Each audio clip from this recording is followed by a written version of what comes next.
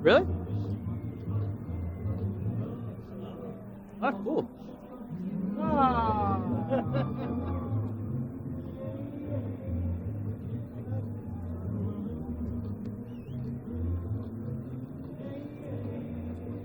Ah, that's what I thought. Okay.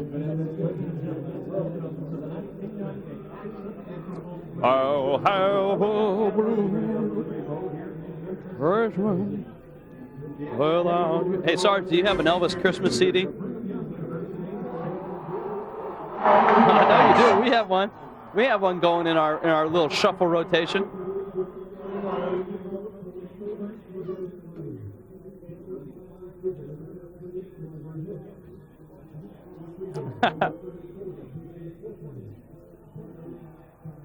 Thank you. We can hear him.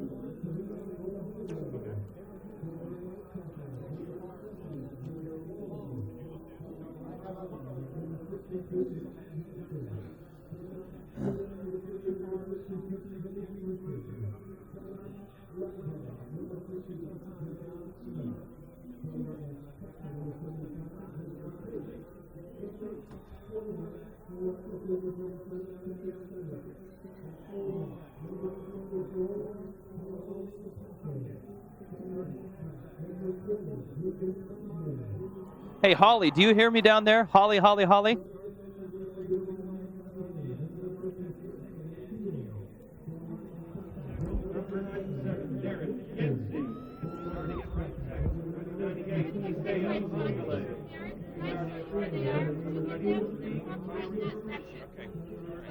I'll lay that here. Somebody talking to me? Yeah, Holly, is that you? Yeah. It's Rich. Oh, hi, Rich. Hey, Holly, do you know what school Drew Miller is transferring to? I don't. They think it's Eastern Washington, but I can confirm that for you. Okay. He grew up and went to all of their football camps when he was in high school, so they're looking that it might be that, and he can play right away. Right, and he's from Tacoma, and that's a good one. I used to be the voice of Eastern Washington. Get out. So you can talk about that. Yeah. Yeah, I think it's 1AA, so he can play right away. Because the coaches wouldn't tell you, but if you see Miller or you can confirm it, I'd like to know that. Yeah, I can get that for you. And you know what? You might want to ask if he wants that known. What? Say that again, Rich? You might want to ask if he wants that public or if it's been made public. Okay, I will. Okay.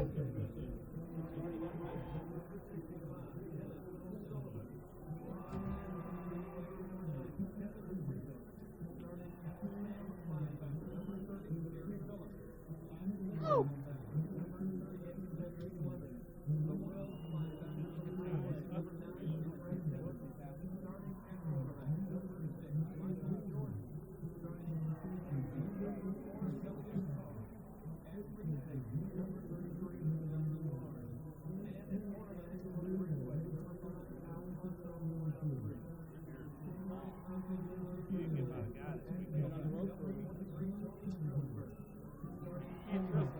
Anybody with that educated.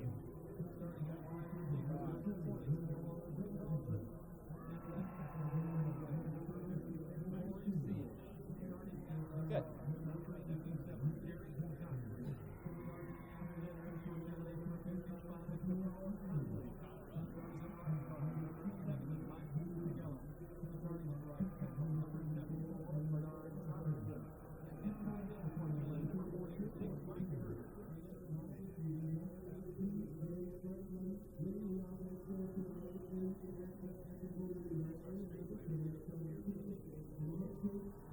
The floor of the Liberty Bowl. That's right. Lee Corso's team is here. Number 10, Tulane, getting set to take on BYU in the EXA Equitable Liberty Bowl. Rich Waltz, Rod Gilmer. Before we talk about what's on the field, let's talk about what's happened off the field. We start with BYU. They're without their starting tailback and a good one, Ronnie Jenkins. Yeah, tremendous story here. Ronnie Jenkins represents so much of the BYU offense, and he won't be a part of this ball game because of an honor code violation at BYU. 1,300 yards rushing represents about 70% of their rushing offense, but also he catches the ball out of the backfield. He's an impact player who won't be here today. Well, I think that pales in comparison to what's happened to Tulane off the field. Tommy Bowden was their coach. He's gone to Clemson. Chris Selfo takes over. It's a very strange situation for a coach. You know, there's some things you can't ever prepare for, and obviously this is one situation that I don't think has ever happened before. Being the youngest Division I head coach, coming into an 11-0 team, getting ready to play a great team in the Liberty Bowl. You know, you don't prepare for that, but the game's still the same, and you still got to motivate the players. You still got to eliminate mistakes during the course of the game, and you got to practice hard and have a plan. And I think we have all those things in place. Rich, Chris has a very difficult task today in this game. He may have to just not overcoach it because it's not his team yet. All that stuff aside, with BYU's bowl history and Sean King as the quarterback of Tulane, this sets up to be a very entertaining football game. Let's go back to Tempe and Chris Fowler. Chris? Go Mighty Cougars! Go Mighty Cougars!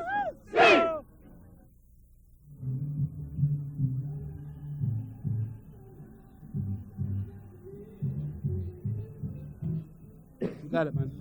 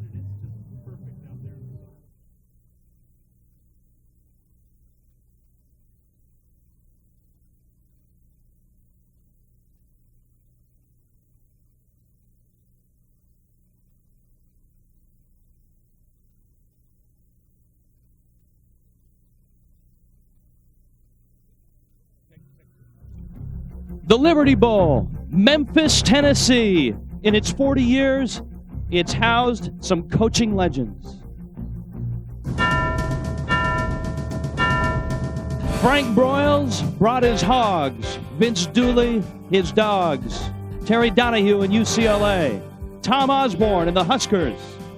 Bear Bryant's final game. Today, another legend paces the sidelines. Lavelle Edwards and BYU, his 21st bowl game. And they come to Memphis to see the King. Sean King leads a Tulane parade that is marched to a perfect tune. At 11-0, Tulane has a shot at perfection. It's the 40th AXA Equitable Liberty Bowl. Number 10 Tulane and BYU go walking in Memphis. Next. Thank you very much, baby. How are you doing? It's the BYU Cougars against the Green Wave of Tulane. The Cougars at 9-4, and the Green Wave, number 10 in the country, 11-0. Hi, everyone. Rich Waltz, Rod Gilmore. Welcome to Graceland. In the Jungle Room, we're here. Rod, we've got a football team that may, when this is all said and done, be the only undefeated team in the country. Yeah, kind of strange. It's a team that is a great passing team, and you'd think about BYU, but it's Tulane. How about that? And Tulane has to do it with a new head coach, a head coach that has not coached him to 11-0, Chris Selfo. football, Tommy Bowden left this team abruptly after an 11-0 start. Chris Selfo comes in over from Georgia as an assistant coach. A very difficult situation. He had players who were upset. Some thought about transferring. He's had 3 weeks to get them together, and they appear to be ready to play today. That transition is a lot easier, though, because he's got this guy to pull the trigger. Kaboom! Kaboom! Sean King. Yeah, you've heard about him. Now you get to see him. Perhaps the best quarterback in the country. The first quarterback to throw for more than 3,000 yards and rush for more than 500. But what's most impressive, he doesn't throw interceptions. 36 touchdowns, but no picks. He's a very accurate passer, and when he's not passing the ball, Rich, look out, because he can take off down the field on you. Certainly, Rob, when you mention passing, you think of BYU, and Lavelle Edwards coaches his 21st bowl game today. The state of mind of this football team, I think, is in question as well. They've lost their tailback, Ronnie Jenkins, because of an honor code violation. They need a big day from their quarterback, Kevin Federick. A lot of pressure on Kevin Federick today. He may have to step up and give you the kind of game that you're used to seeing from BYU quarterbacks like Steve Young, Jim McMahon. And he's capable of that. He's completed 60% of his passes, has a great efficiency rating, and he's 13-7 as a starter. He's a left-handed quarterback, and we may see him throw the ball quite a bit today with Jenkins out. BYU has a great tradition in bowls of exciting football. That's what Tulane's all about, which means this should be one whale of a football game. The BYU Cougars, the number 10 Tulanes. Here's Chris Fella. Harger.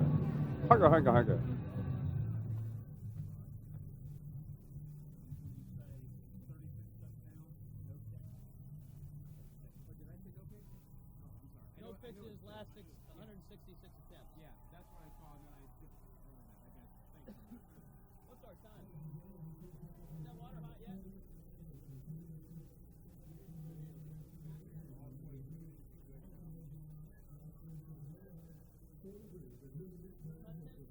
Whatever you like, Cal.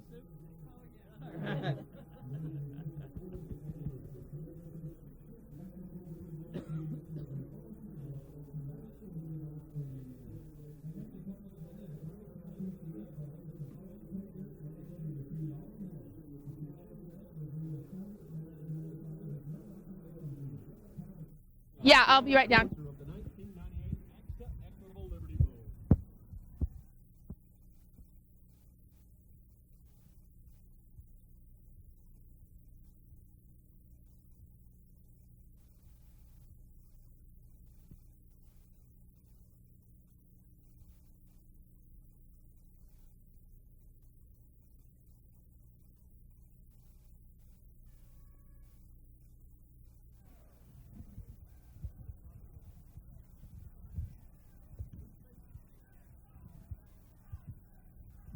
Okay, I'm here.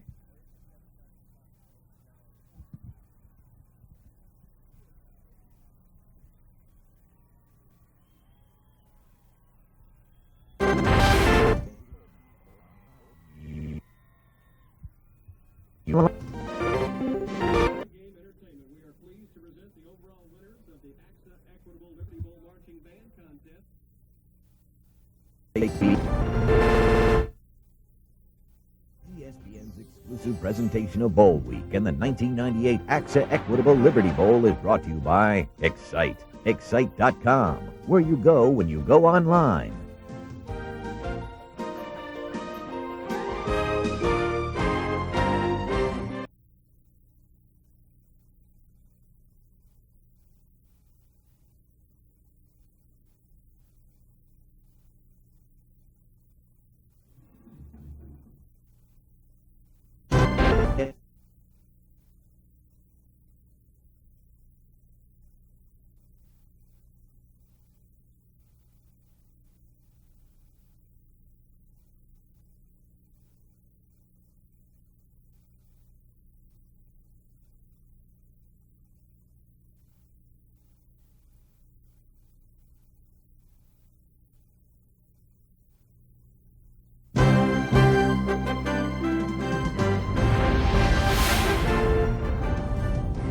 ESPN's exclusive presentation of Bowl Week and the 1998 AXA Equitable Liberty Bowl is brought to you by Excite. Excite.com, where you go when you go online. Excite.com. The Liberty Bowl. BYU against number 10 Tulane. Before we get going, let's head down to the sidelines and join the third person in, Holly Rowe. Holly. Hi, guys. You've talked about what a tough situation Chris Stelfo is under. Here's what he did to prepare for this game. He has been at practice consistently, but he has let the intact staff from this season take care of practice. He has not blown the whistle. He's not yelled at players. He's just been there as an observer. He has not participated in offensive or defensive meetings, but he says he will make the critical 4th and 1 or whether to go for it on 4th and long calls here today, and he will make some of the tough decisions today. Next year, he'll call the offense, though, and be more involved. All right, thanks, Holly. No, I am. I'm sorry, I blew that. Yeah, okay.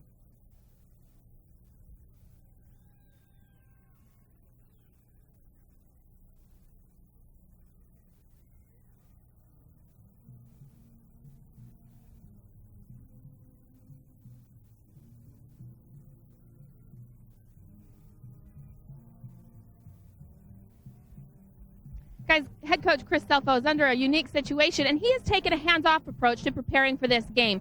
He's gone to practice, but he has not blown a whistle, hasn't yelled at players. He's just been there as an observer. He decided to let this intact staff with the offensive and defensive coordinators do what they've done all season. Lavelle Edwards had some advice for this young coach coming into this situation. He said, just stand there, fold your arms, and don't screw it up. That's good. Okay. Which is what Lavelle Edwards has been doing for 27 years. Okay, I will.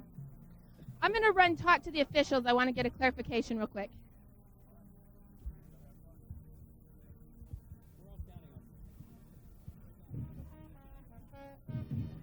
Yes?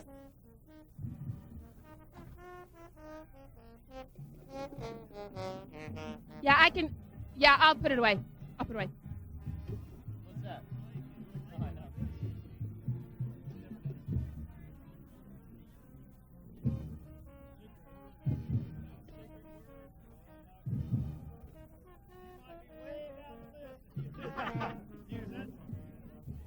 I feel so lonely, babe. The Brigham Young University Marching Band salutes Elvis.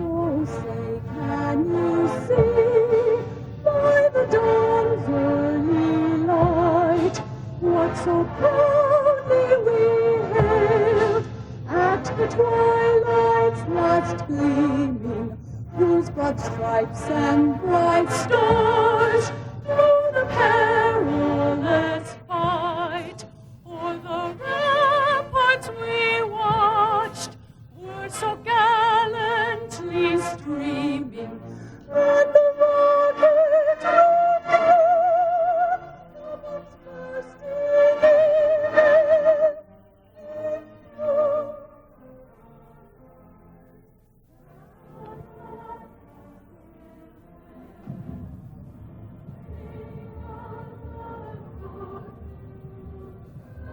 Okay. You know what we could, hey Sarge, you know what we could do? We could elaborate on Holly's story about the coaches. We could tell the story of the 2 assistant coaches after that. Yeah, we can handle that. Yeah. The Rodriguez-Smith story.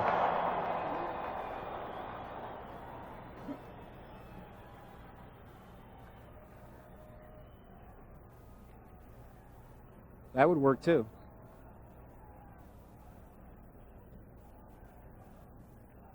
We'll dance with you. Don't worry about it. How far are we from air? Oh, All right.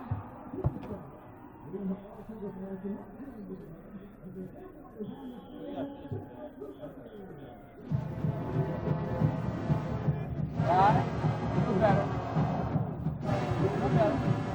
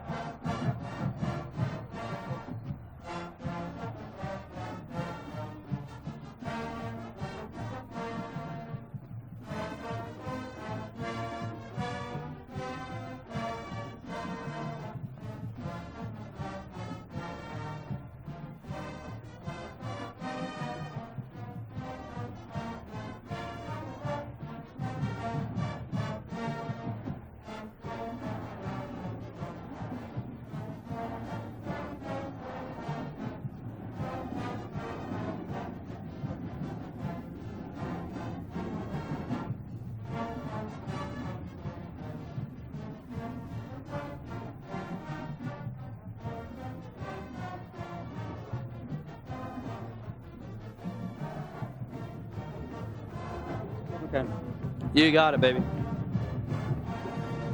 We will be at your command.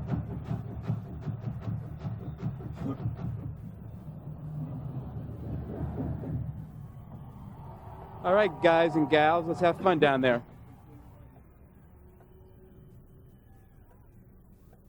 Goodbye, 98.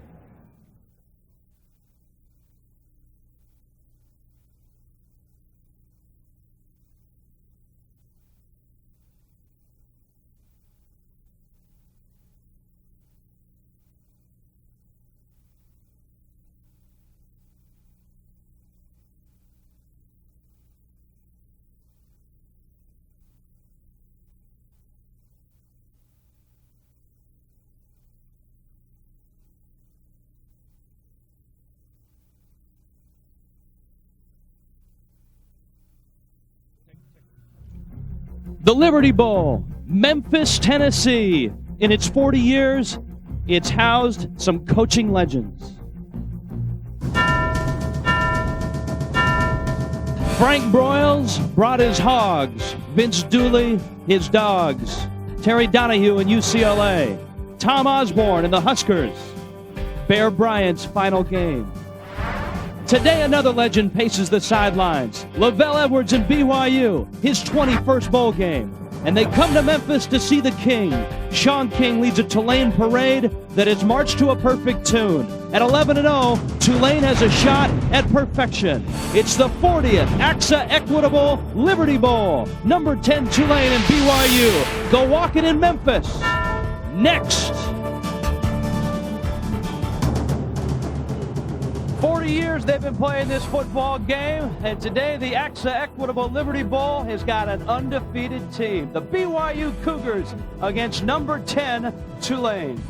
Hi everyone, Rich Waltz along with Rod Gilmore. Welcome to Memphis. Only 2 bowl games can say that, Rod. We've got an undefeated team. Yeah, pretty good one in Tulane. You think about passing, you think BYU. Think again. Tulane has a strong attack. What about Tulane's coaching situation? That's a big story here. Tommy Bowden brought him to the brink. He's not here anymore. Chris Selfo takes over. Yeah, Tommy Bowden abruptly left the team to go to Clemson as the head coach there. Selfo was a surprise choice. He's only 35 years old and was not a popular choice among the players. The players were hoping that their offensive coordinator would get the call, but he didn't. Selfo has had only a couple of weeks to make this his team. We'll see what happens. But the transition should be nice and smooth because Chris Selfo has got this guy pulling the trigger, Sean King. Oh, you've heard about him, but now you get to see him. Sean King, maybe the best quarterback around. First quarterback over 3,000 yards passing. No interceptions in the last 166 attempts. And what I like, Rich, 36 touchdown passes, only 6 picks, and this man can pull the ball down as well. If you don't contain him, he's going to hurt you big time. Rod, Chris Selfo was 8 years old when Lavelle Edwards coached his first college football game, and he's had a great tradition at BYU, bowl games and success. But I think this is a tough task because the state of mind of his football team, I think, is in question. They've lost Ronnie Jenkins, their leading running back. They need a big game from their quarterback, Kevin Federick. Well, losing Jenkins really puts a lot more pressure on Kevin Federick. He might get some help from the running game, but he's going to have to make some plays throwing the football. Federick is a pretty good quarterback, 60% completion percentage. He's 13-7 as a career starter at BYU, but he's still a young quarterback. He's going to have to make some plays today because the running game is really going to be impacted by the loss of Ronnie Jenkins. BYU has a tradition of exciting performances in bowl games. We've also got Sean King of Tulane. This should be fun. Number 10, Tulane, and BYU.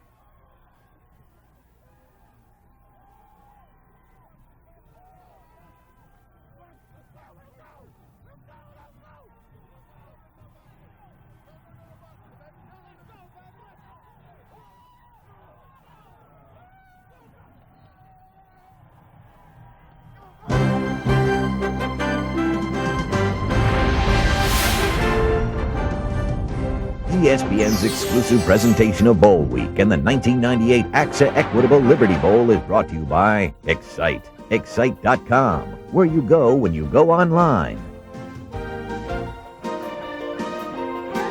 Liberty Bowl filling up in Memphis. The Green Wave have arrived as well. Tulane and BYU on a crystal clear day in Memphis. Down to the sidelines and Holly Rowe. Holly?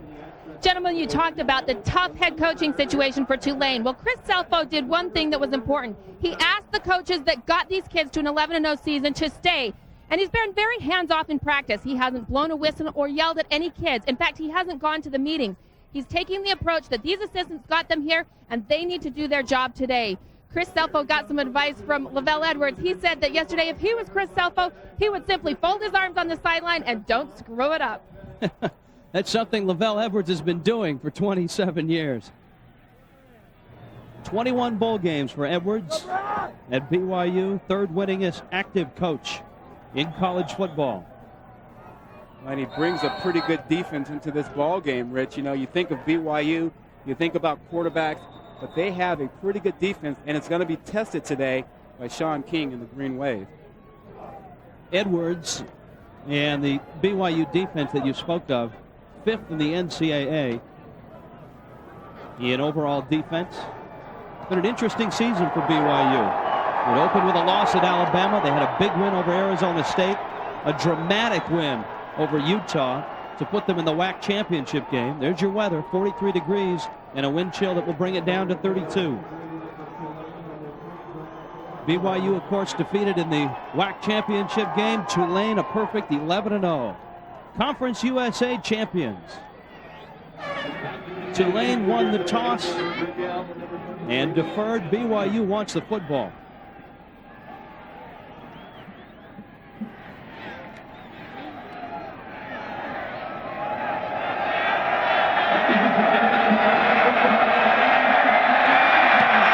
Brad Palazzo with the kick. Wes Patterson out to the 35-yard line. And we're underway. Offensively, BYU, a balanced attack, but remember, Ronnie Jenkins is not here. Junior Mahe will get the start, the freshman out of Salt Lake City. The favorite target of Kevin Federick is Margin Hooks, 49 catches and 3 touchdowns. The strength of the offensive line, the bookends, John Tate and Joe Wong.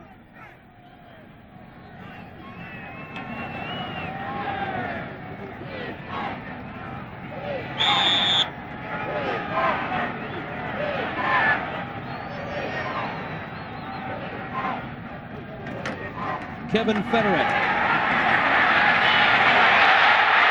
Kalani Sitake. And Sitake across midfield to the Tulane 41-yard line, 24 yards. The Green Wave defense not real strong. Dennis O'Sullivan up front, the sack leader. He's got 4. The linebacking trio led by a sophomore, Jerry Phillips. He led the team with 104 tackles.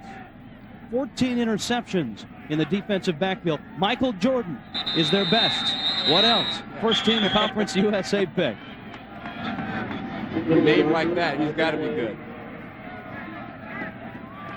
And Rich, one of the things that we'll have to keep our eye on today is that BYU is a much bigger team than Tulane.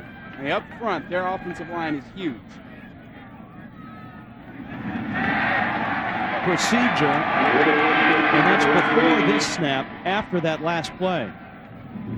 Roger French, the assistant coach, along with By Lavelle the Edwards, offense, the penalty 5 yards. not real happy. Spot, still first down. Doyle Jackson in a Southeastern Conference crew. Federick's numbers aren't bad, Rod, but in Provo, Utah, they're used to almost darn near perfection, aren't they? Yeah, and he struggled in the WAC championship game, and so they're hoping he can bounce back today. Federick is hit as he throws, and it's almost picked off. Incomplete. Alfonso Roundtree had a shot at it. Jerry Phillips made the hit. And you're going to see a lot of that today because remember, we talked about BYU being bigger. Well, Tulane is faster. Tulane is going to bring pressure every chance they get. And this time it's Phillips who gets in there to make the play with the big pressure, but they're really going to go after them as much as possible. The Green Wave gave up 430 yards a game this year. Federick's throw is batted right back to him. And it would be third down and long. Kevin Rivas. Yeah, Kevin Rivas. You know, everybody talks about Sean King playing with a cast on his wrist. Rivas has played most of the season with a cast on his left wrist also.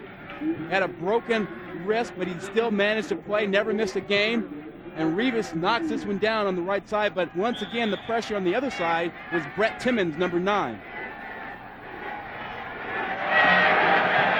Third down and 15, 38% on third down throughout the season. Federick in trouble, and down he goes. Dennis O'Sullivan.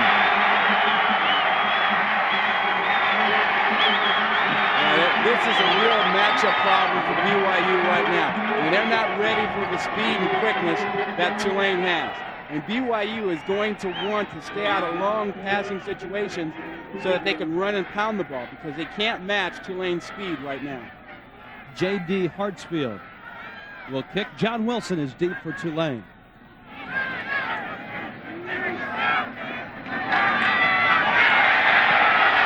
bad snap and a bad kick.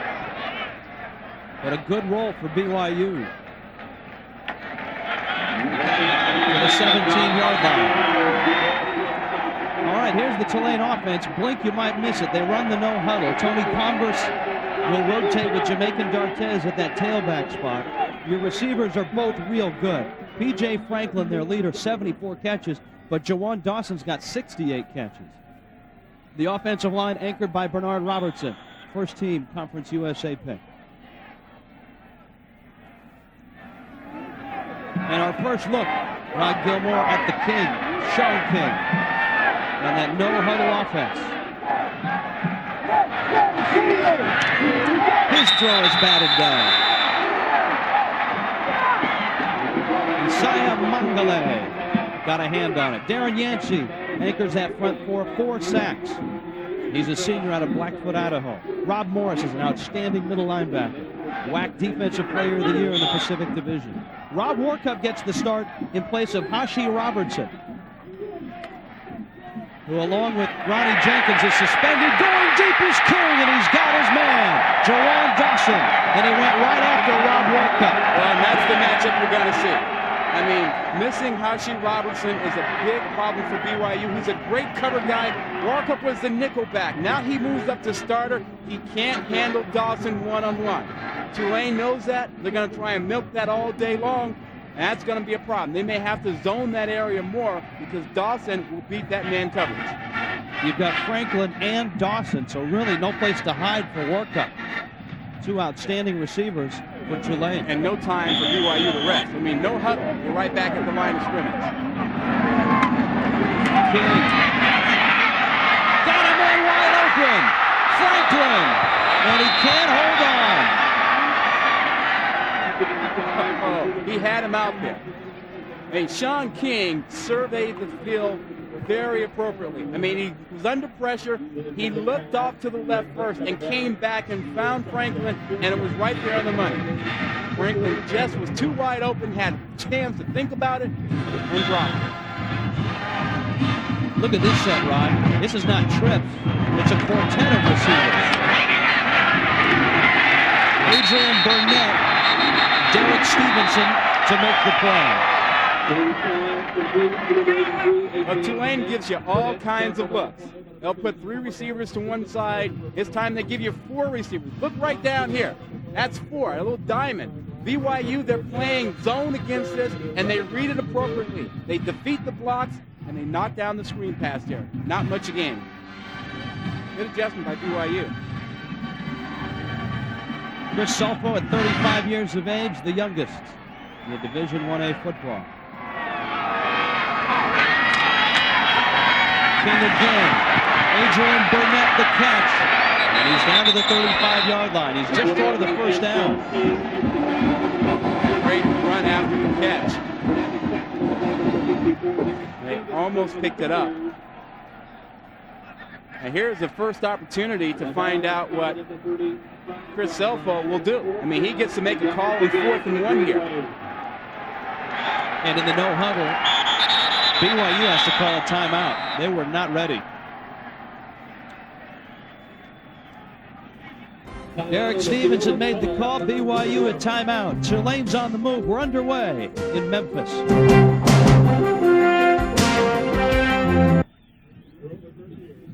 I want to start developing the story that this is Rodriguez's offense. You know? Okay. Hey, can we see Rodriguez at coach's camp? Okay. Yeah. Yeah, he's right there. Is that him?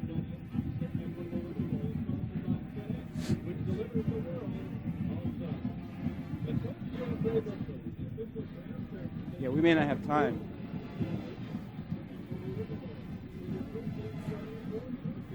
Yeah, okay.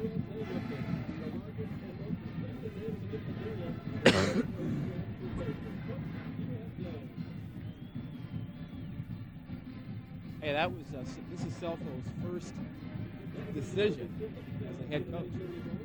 Second decision. First.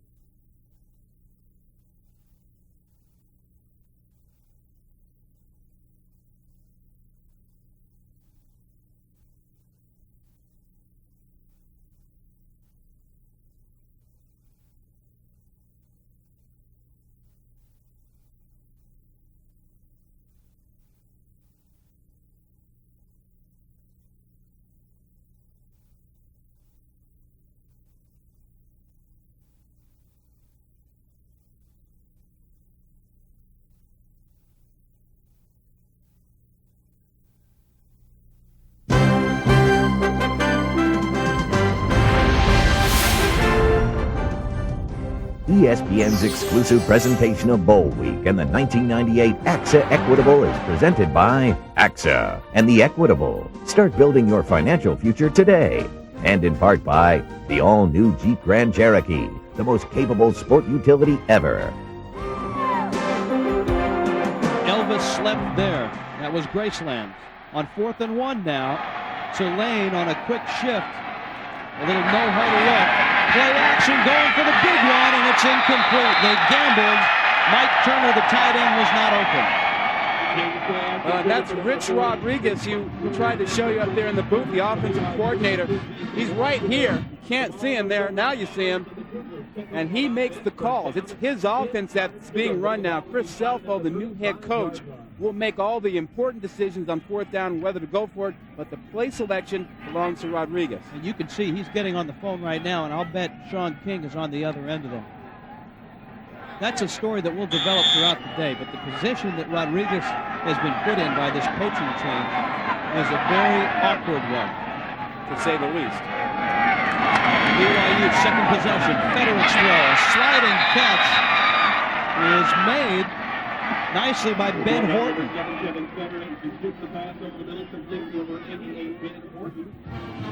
Well, we talked about Federic and his need to have a good game today with Ronnie Jenkins out. He's going to have to make throws like that. He's got to keep the ball away from this ball-hawking defense that Tulane has, and they have to throw the ball on first down. 15 yards on that pickup. Junior Mahe is hit, spins, and he's down to the 43-yard line. Can BYU run the ball without Jenkins? Well, if Mahe does it like that, they can. I mean, it wasn't blocking that got it done. He just ran with the ball and broke tackles. If he can do that, they won't miss Jenkins very often today. That's going to be tough to sustain. Mahe is a guy who's going to have to carry the load, and he hasn't played full-time all season. Question is, can he have the endurance to go? A young man from Salt Lake City. When he does play, he's averaged 5 yards a carry. Another blitz, quick throw, and Horton with the catch. You can see the adjustment BYU has made, Rod. Federic with a three-step drop is getting rid of it in a hurry. Well, and that's a good adjustment because they know after that first series that Tulane will come after them. Tulane's defense has not received a lot of credit this season, but they've played very well. It's a very aggressive defense. They've given up 24 points a game, but a lot of that comes late after their offense has really blown the game open, Rich. Sometimes the offense scores so quickly it keeps the defense out on the field.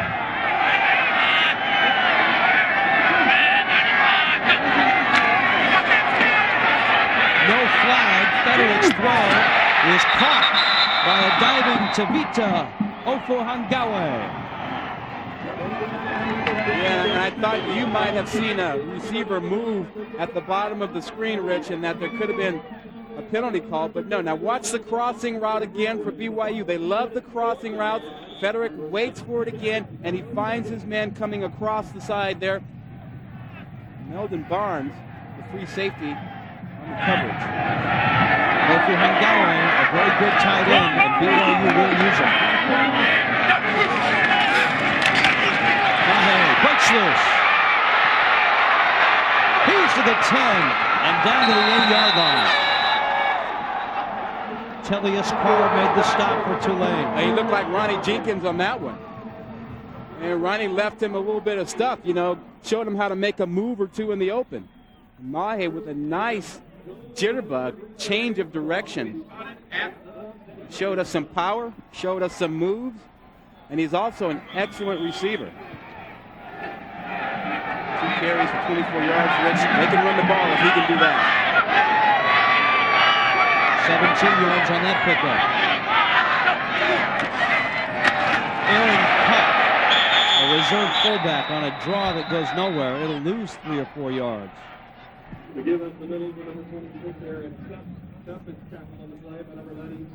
Mitch Mouton made the stop. Well, and you know what Tulane is doing? You take a look at their defense.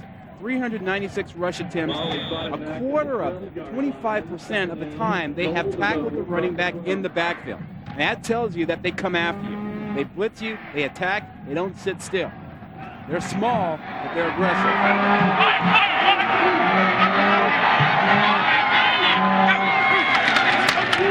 On second and goal, Federic gets loose.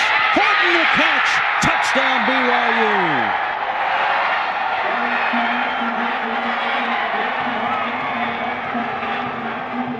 And Kevin Federic paid the price. He had to wait to the last minute so Horton could get open, and he took a pounding.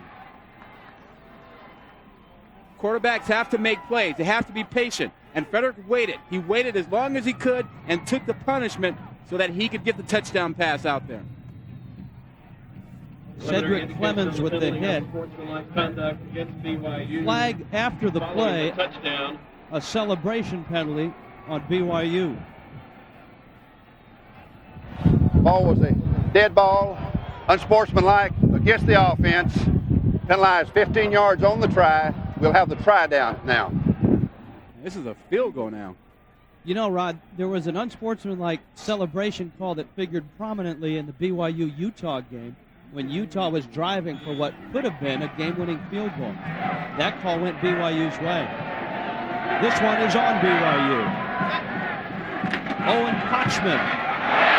And it cost BYU. Yeah, note that one. That may be a big factor as this game winds down. BYU is on the board. Kevin Federick to Ben Horton. The 40th annual AXA Equitable Liberty Bowl is underway.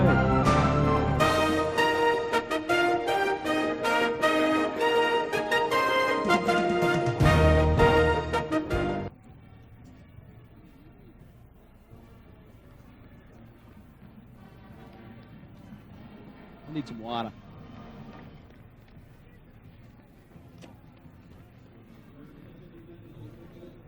Hot.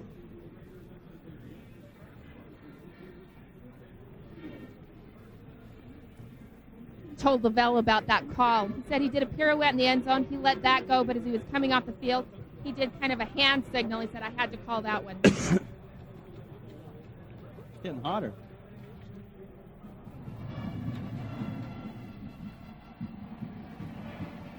What's the hand signal? It's an honor game.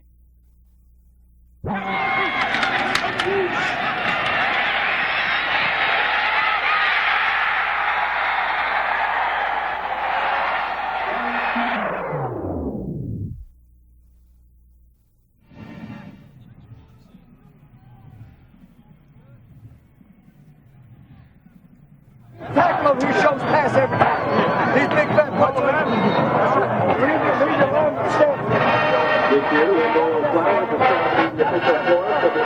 It's on the drive, right?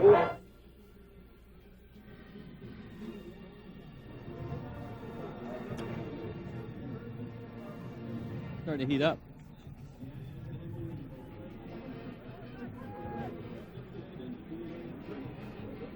Kevin Federick took the hit on the touchdown pass. Rod, they're looking at him. He was woozy on his way to the sideline. Yeah, he was down on the field for quite a while before they got him up, and now they're checking him to make sure that he doesn't have a concussion and that he understands what's going on out here. He's a tough kid. You know, he has taken a lot of heat, but remember, he's played with a very young offensive line from the start of the season. Well, keep in mind, he's played a lot sooner than Jim McMahon and Steve Young and those guys. John Wilson from the 9. And John Wilson is out to the 30-yard line. And our second look at the no huddle. Let's go down to the sidelines quickly. Holly Rowe. Holly? Guys, the official came over and told Lavelle Edwards after that penalty, after the touchdown, that he let a little pirouette in the end zone by Ben Horton go. But then he did another demonstrative signal with his hands, and he had to call that one. Norm Chow, the offensive coordinator, called all of them together and said, look, guys, this is going to be a close game. We cannot have any of that junk. Thanks, Holly. A costly penalty. Owen Kochman's extra point was missed. And Sean King with a green wave back on offense. Movement and flags. You know, Rich, the last time Tulane had the ball, we started talking about Rich Rodriguez, the offensive coordinator, who is in an awkward position and runs this offense here for Tulane. Rodriguez, the players felt, was the guy to replace Tommy Bowden. The players wanted him. He felt he was in a position as the offensive coordinator to take over.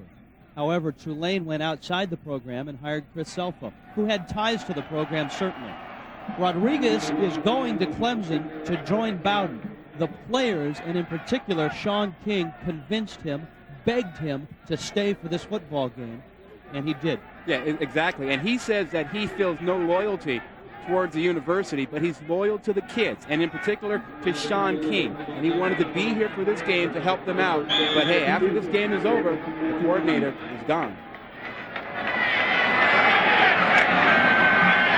Little draw. Our first look at King's wheels, which are good ones, and he's across the 35 to the 37-yard line. Quarterback draw, number one play BYU has to stop. Sean King is a double threat. I mean, he can run the ball. You see the 524 yards rushing and 10 touchdowns on the ground. 3,200 yards passing. When you face a guy, Rich, that can throw it and can run it, it really keeps you on your heels as a defensive player.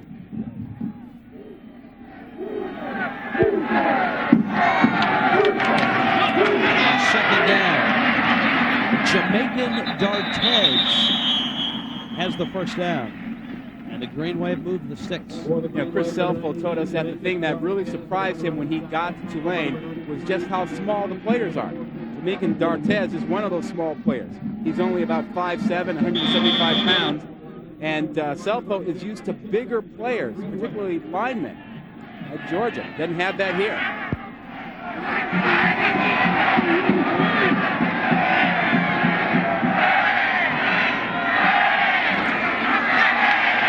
With the blitz coming, King goes down, back at the 40-yard line. Byron Frisch with the stop later on today here on ESPN, the Chick-fil-A Peach Bowl.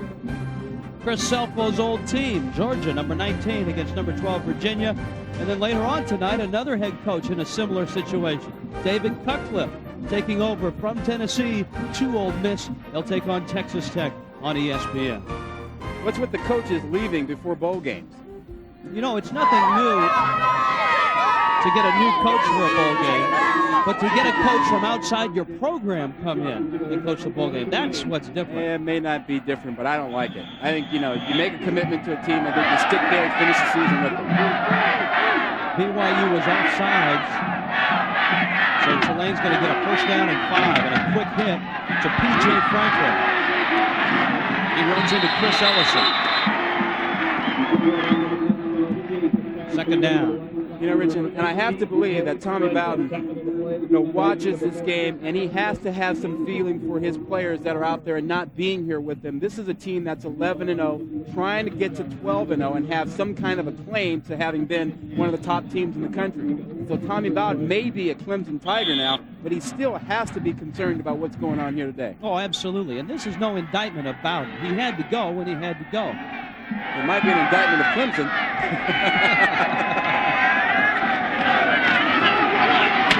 Dartez lost the ball. It's loose.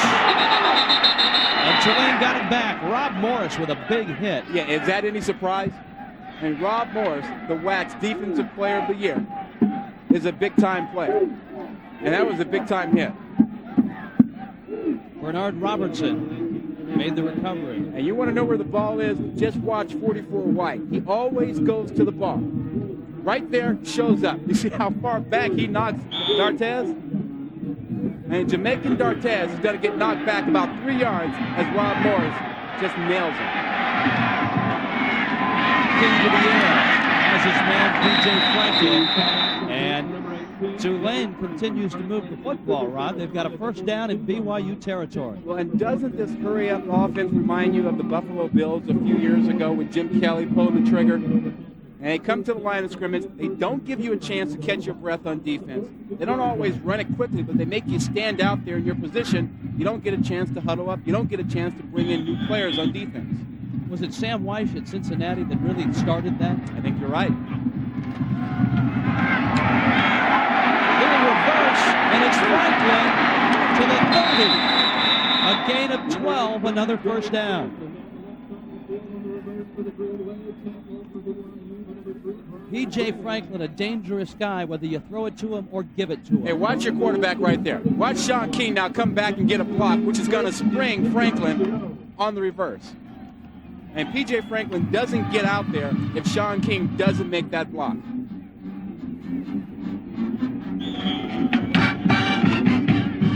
This is about the part of the field where Tulane's first drive ended. They were unsuccessful on a fourth down. This time an inside handoff. Tony Clifford, the sophomore, with his first play. They're pushing and shoving the rush right now.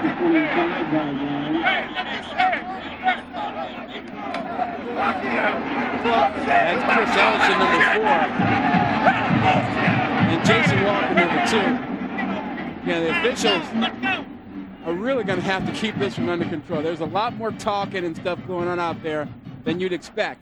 I mean, these teams have been here for a few days. They've gotten along very well and been on great terms, and they both have great reputations. These are SEC officials. Chris Selfo knows them from Georgia. A face mask against BYU.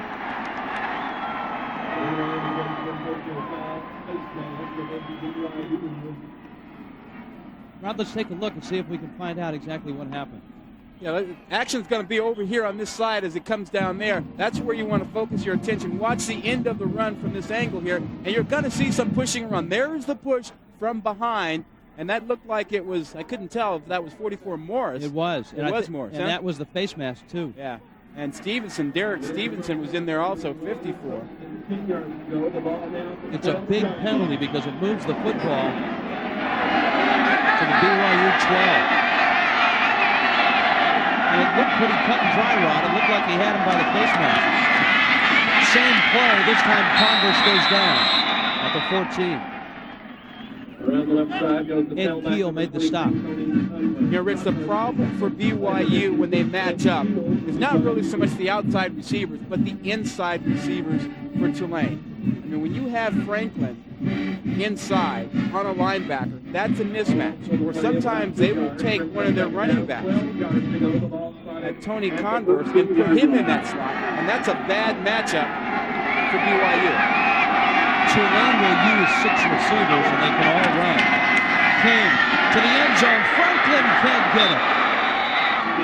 That's the matchup we're talking about. And you get Franklin, who's a great receiver, on an inside cover guy, Walker, who's a free safety. That's not a good matchup. You want corners covering receivers. You don't want to have Ellison, a strong safety at 190 pounds, against a quicker, smaller man like Franklin, who's 164 pounds and cat quick. Third down and 2. King for the end zone. Again for Franklin. And again it's overthrown. Yeah, good job that time by Chris Ellison as he was really running so hard that he pushed Franklin towards the corner of the end zone, and that ball was overthrown a little bit. That's a real tough assignment for Ellison. And so far, he's come up with 2 victories on it. Now Brad Palazzo, who was the best field goal kicker in Conference USA 2 years ago, struggled a bit this year, is on.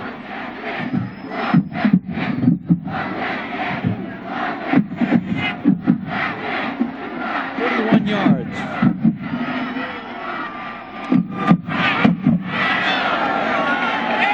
And it's good. For the Green Wave on the board. BYU 6, Tulane 3.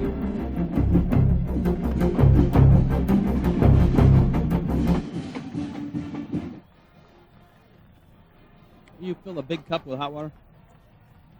Not that one, another one. How about a little choc while you're over there? A little choc for Mr. Gilmore.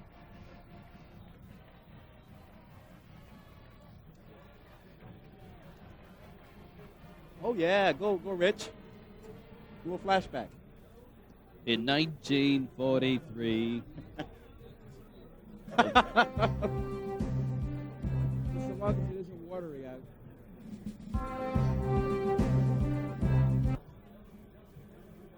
I'm going to go with, say the Bear. Is a choice of Flutie or Jackson? How about Flutie? Let's do Flutie and Jackson. Or is Flutie or Jackson? Okay. How about Flutie? Let's do Flutie. And we got that ABC promo coming up soon. That's right. The one, what's... Yeah, Delvin Martin. Not Gerard Phelan.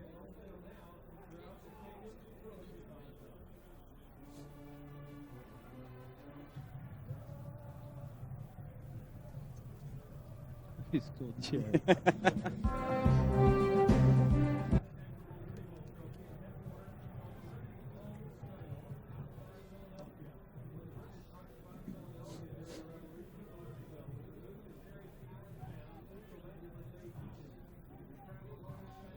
Liberty Bowls passed. Jerry Faust in Notre Dame against Doug Flutie in Boston College. Flutie, seen here hitting Kelvin Martin, led a drive that ended with a Notre Dame win. No miracle there. 1983, Notre Dame beat Boston College 1918. And Mr. Flutie is still in action. Absolutely, absolutely. All right, Tulane will kick off now.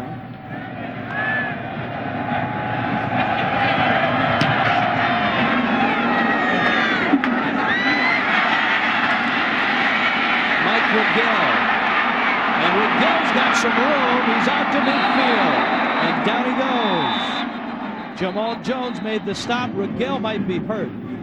Rod, the sideline over there is an interesting one. You've got a grass playing surface, but the sideline drops down. That white stripe is very hard AstroTurf. Absolutely. And going from the soft grass to the hard AstroTurf can have a jarring effect.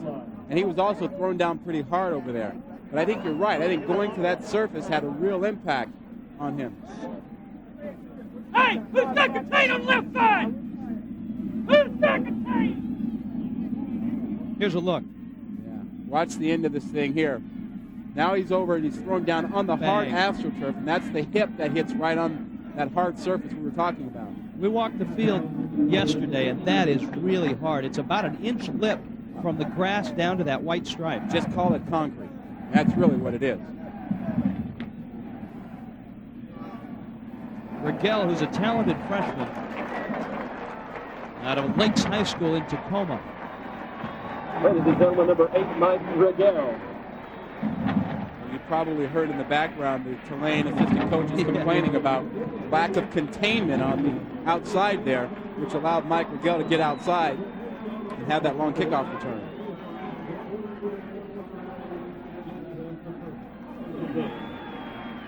A hitch in his giddy-up now. And let's see what BYU does offensively. First drive, they struggled, but some adjustments resulted in a nice touchdown drive of 65 yards. Their second possession.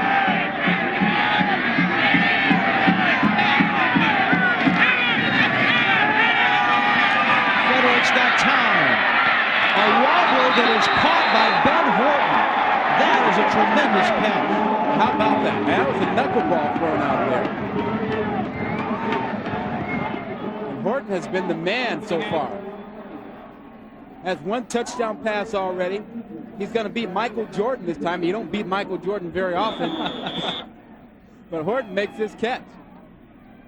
Look at that knuckleball as it goes up there. And that's a tough ball to grab. But Horton comes up with it. Nice shot. Look at that. Anytime you catch the backside of the football as a receiver. Anytime we can get the front side, we're happy. First and 10. Big fullback rumbles to the 25-yard line. Well, you know what you find here. The running backs for BYU are as big, some of them are as big as a defensive lineman for Tulane. I mean, Cup goes at about 230 pounds. You've got guys up front around 240. Kevin Rivas, 240. Phil Henderson inside. They list him at 250. He's probably not that big. And they're going against an offensive line that averages around 300 pounds, Rich. And Tulane does not have a linebacker over 215. Blitz coming, Federick. Carlos Nuno, I believe, made the catch. We're talking about that offensive line and the big size difference that they have. Look at that. BYU averages 6'5", and 301 pounds up front. Tulane, the defensive line, gives away almost 50 pounds on average. And in some matchups, Rich, they give away about 80 to 90 pounds. That's going to wear on Tulane throughout the ball game. They're going to try and keep attacking so that they aren't getting pounded. Third down, real short.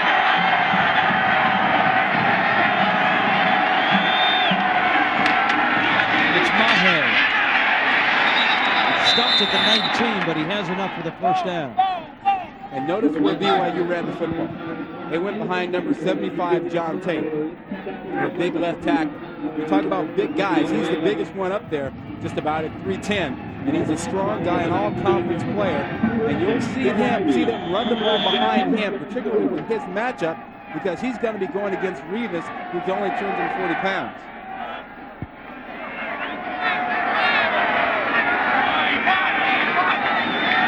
First and 10.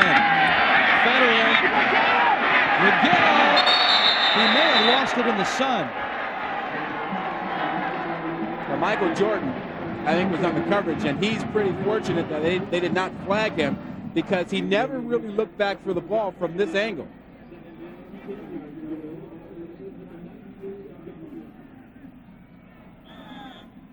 Let's watch the end of it. It's not Michael Jordan. It's actually Tellis Carr, number 4, who's on the coverage there. And he does look back at the end. At the very end, he looked back, and that's why he didn't get the penalty. Watch his head turn just a little bit. He didn't look back. I thought he looked back. They should have flagged him. Don't you think? I think so. I think Miguel had to battle him and the son. Federer's in trouble. And wisely he gets rid of it. Maybe unwisely he gets rid of it. Yeah. Flags are down. It's grounded. Now, remember, in the college game, you have to have a receiver in the area. You can't just dump the ball, even if you're outside the tackle box, as they do in the NFL. And there was no receiver in that area at all. It was intentional grounding by the offense. The penalty is 5 yards from the spot of the foul. Loss of down, 3rd down.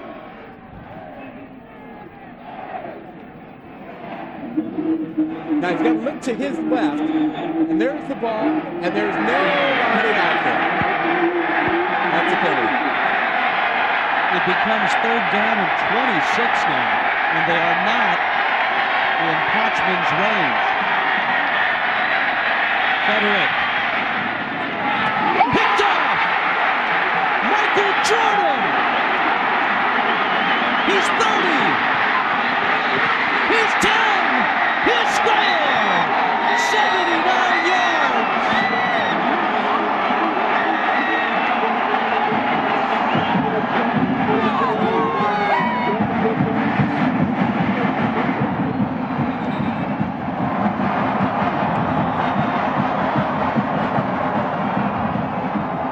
It is the longest interception return for a touchdown in Liberty Bowl history. Yeah, you knew it would have to be done by who else? Michael Jordan, MJ. I thought he only played basketball. He's got time on his hands.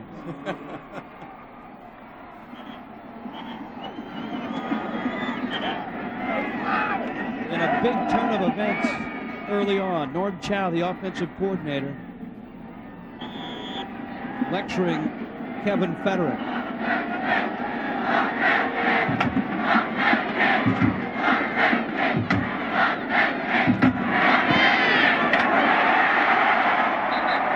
Palazzo adds a point.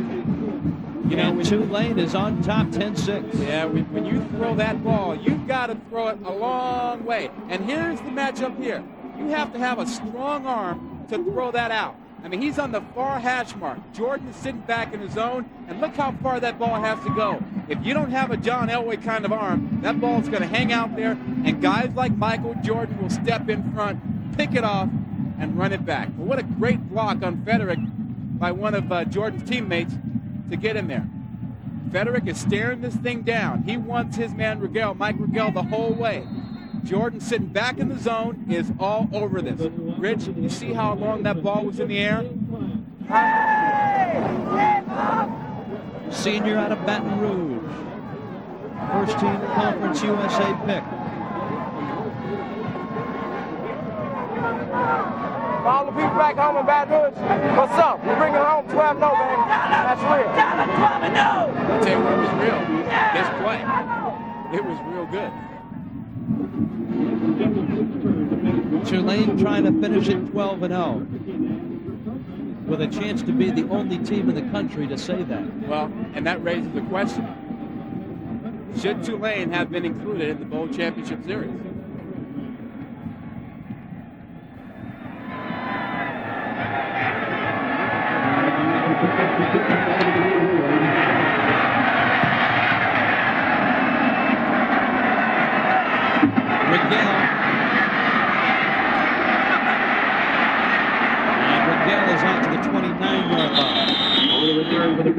Speaking of Bowl Championship Series, Ohio State and Texas A&M tomorrow at 8:30, the Nokia Sugar Bowl from the Superdome in New Orleans. And you know they're watching this one right down there. Ohio State and Texas A&M. Those rankings are Bowl Championship Series rankings, 4 and 6. How about Ohio State? John Cooper and his guys claiming that, hey, they win this ball game, and if Florida State knocks off Tennessee, they believe that they are just as deserving as anyone.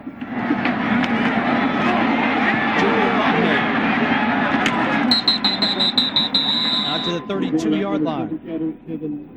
Alfonso Roundtree made the stop. Well, it's important for Kevin Federick right now to get his composure and confidence back after throwing that interception. Very good job by Norm Chow to make sure that he came right back. To come back and let him throw the ball. Get him comfortable, get him confident, let him know that you still believe in him. There's Norm Chow. 21 years as an assistant at BYU. It's a veteran staff.